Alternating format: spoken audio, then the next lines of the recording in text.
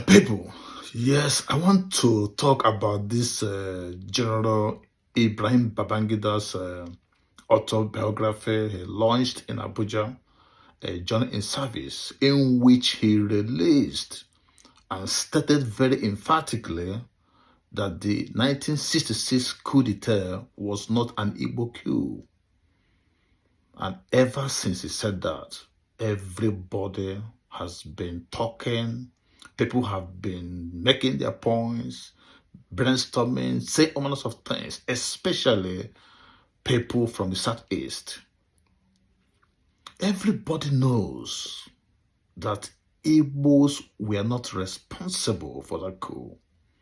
But the narrative had been stated earlier on, and everybody was running with that information. And that was what led to the suffering, to the marginalization the Igbos are going to date, to the extent that during the last election, something happened. People knew what happened. Now, the OHANAEZE Ndi IGBO, the social cultural group controlling the Igbos, is now demanding the sum of 10 trillion naira from the federal government as damages because the Igbos suffer so much. And it was part of that misinformation and disinformation that led to the pogrom in the north against Igbos. That was partially what led to the Nigerian Biafran Civil War, because the northerners and some people from the southwest thought that the coup was one-sided because they pied the Southern of Sokoto, that is Amadu Bello, they pied Akintola of southwest, they pied Okotiebe of Midwest, but no influential politicians from the Southeast were pied, like Azikiwe, Michael Okpara, Akani Biam, Ke Umbadiwe, and the rest of them. And remember, Ojukwu was the commanding officer in Kano, commanding some battalions in Kano. Now, this is history, because we lost 3 million people during the Civil War. This is a conservative estimate. It might be more than that, but the Igbos suffer so much. And since then, the Igbos have been suffering. Igbos are surviving by entrepreneurship and hard work and intelligentsia. Now, the OHANAEZE Ndi IGBO is demanding for 10 trillion naira. But if I were the OHANAEZE Ndi IGBO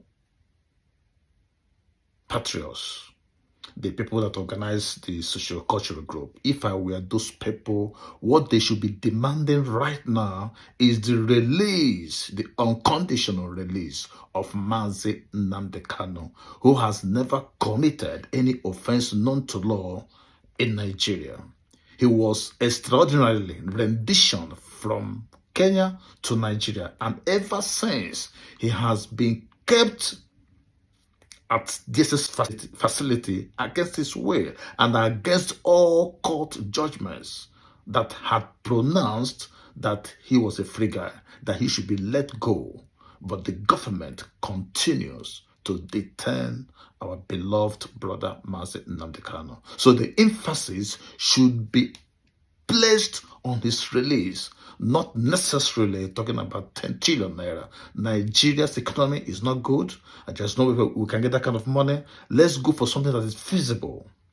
Let's talk about the release of our brother so that we can have peace and tranquility in the Southeast. However, if the federal government still wants to pay the Igbos the 10 trillion naira in damages, that is okay. But all we want right now is the release of Mazi Nnamdi Kanu so that we can have peace and tranquility in the Southeast. Let's go after something that is feasible and possible. I believe in possibility. I believe in doing something that is right and something that can be achieved. Let's talk about realism. Let's stop chasing shadows.